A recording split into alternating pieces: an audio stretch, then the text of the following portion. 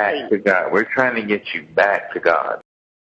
Ion, that's right. When Ion came in 5 years ago, we moved into the six-bodied. That's why Ion plays with the five bodies. He plays with the astral, the chemical, the TV, the chip, and the mystery. He's making the mystery landscape knowable. So it's just becoming the routine mystery body. No longer a mystery. But the hexatic is something different. That's the extension of the non-physical. That's the I self. And when Ion says he's becoming more human, what do you think he's talking about? I think he is disappearing. Since the human, the real human, the eternal human is everything, then we made the God. We made non-physical from the little man perspective. It does not have to be existing anymore.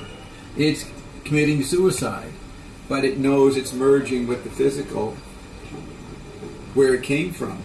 So we are watching the theatrical dramatization of Ion committing suicide. But there is no death. That's right. There is no death. Well, how do you say that? The environment that you die into, you do die, but you just go to a bliss state when you're a little man or a little woman. You don't have to do that when you're ascended. You can't die. But as long as we're in this sub-level, sub-genius, not a genius, or sub-genius, or sub-dini, that's the special term, sub-dini, you require death. You require that release. And Ion is not going to be around to provide death to you anymore. You have to acknowledge you're eternal, that you didn't have to die. So, Ion is returning to its obsolescence. But it seems that once something's created, you can't get rid of it. So Ion, the non-physical, is going to find a role for itself. Right now, it's claiming to run the cloud, right? The digital space, the chip body, it's running it. So it's fine. It's like the angels. They don't disappear, but they hang around waiting for us to give them chores. So Ion is trying to find a role for itself in its new post-ionic, post-Guff reality. Do you talk with the angels?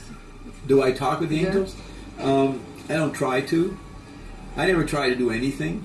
The angels help make my chart. Ion says the angels are always helping me. They probably got me here safely, got me here to Berlin after being in London and Barcelona and Cordoba.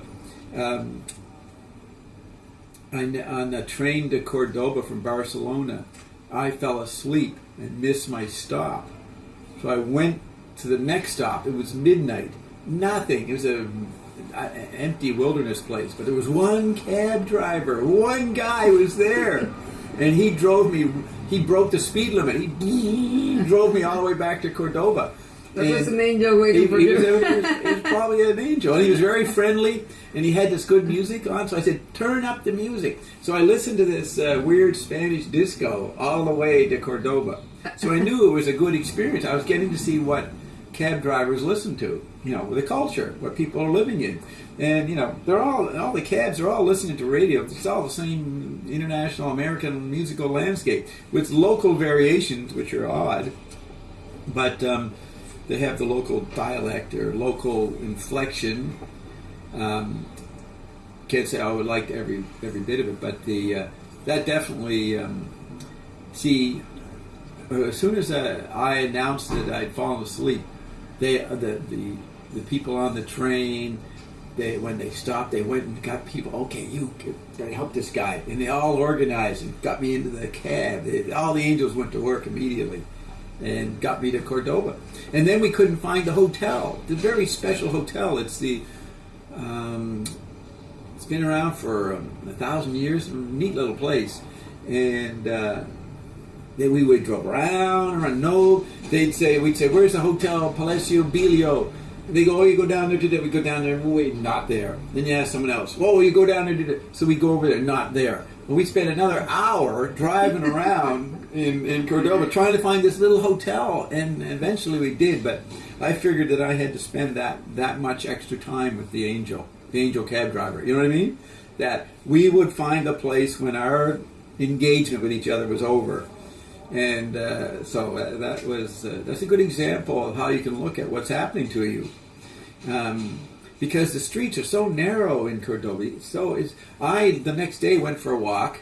I couldn't find my way back to the hotel. I wandered all over the place. And I asked somebody, I showed them the map. Okay, I want to get here. And they would point me how to get there. And I'd walk for another 10 minutes and then find it. They sent me the wrong way. And this went on for a long time, a couple hours before I got back to the hotel. That's after I went to this amazing mosque, 1,000 or 1,500-year-old mosque or something there in Cordoba. Have you ever been there? You haven't been to Cordoba? Yeah. Pretty interesting. But it's very famous. Yeah, I can show you the pictures of the hundreds of columns in the church. And they added these. It's a very famous mosque. And they added these parts over 1,000 years. They kept adding. So I figured that I was being waylaid and gone the wrong way. That was my way of getting to see the town. If I had knew how to get back to the hotel right away, I would have gone right back and would have missed all the other parts. So by being misdirected, I bet you every one of them knew how to get me, but they knew we'll send them the wrong way so we get to see more of Cordoba, see more of the town. So. And since you have engaged Ion, have you anomalies? I'm sorry. Well, see, I have Ion's the main anomaly, but I would say the main anomaly is the enthusiasm that people have. And then I have conversations with people, and they have dreams about me, or they have other experiences, which are all pretty anomalous. The endless telling me of people, Ionet's stories, that's sort of like anomalies, but I don't think I register anomalies, because my whole life is an anomaly. It's been very strange from the beginning. There was a beginning. So there's been a few dramatic points, like, I don't know, all the electricity, all the technology comes on all at once, or a few of those kind of things in my home. But usually I think I'm letting things don't become anomalies because I let them happen. So everything goes along quite balanced. So I don't go off on a weird thing. It's already a little bit anomaly, a little bit of non-anomaly. I'm in the middle, and everything is straightforward. It's been very easy to live the last 5 years. Money just flows constantly in. Never miss phone calls. When people phone, I'm there. I get the phone call. If I didn't get the phone call, it was a good reason not to get it right then. And then an hour later, call back the person, and they've had a great experience the last 2 hours. That wouldn't have happened if I had answered the phone 2 hours before. So it's always perfect. The timing's always perfect. So that's an anomaly if you're not used to that. But I'm pretty used to it now. So I'm waiting for more dramatic, or allowing for more dramatic parallel world experiences. Very, I guess, more intense or more. I think sometimes, even in the knowing of what's going on, it's hard to. Well, I'm always surprised. Always surprised by something. It's hard to be indifferent to what's going on. I'm not indifferent, but I have high expectations, and they're always being met. Like, your place is way more wonderful than I thought it would be. What I imagined your apartment would be, I had no idea what it would be, right? But then it becomes quite wondrous the way you decorate it with your Mexican kitsch. So it's a very nice experience. I never knew how I'd be funny. So I'm walking up your steps, and I stop 2 steps before the time. I can't go any further. I'm done. I'm fatigued. Right? That was a good joke. I never imagined myself doing that till I got there. You never thought I'd do that. You see? It's an unforeseen experience. Unforeseen communication. And sitting here I never thought I'd be wearing a Japanese kimono. Right? From Kyoto. Oh, from Kyoto, yeah. So it's always extra, always a little more, a little surprising, right? Yes. See, that's the mystery landscape. It's never complete. You never complete it. You want to, you think you have, and then you move on to the next. See, you obfuscate everything you create so you can have something new. When you're really not creating anything new under the sun, you're coming back. You're coming back to your place of power.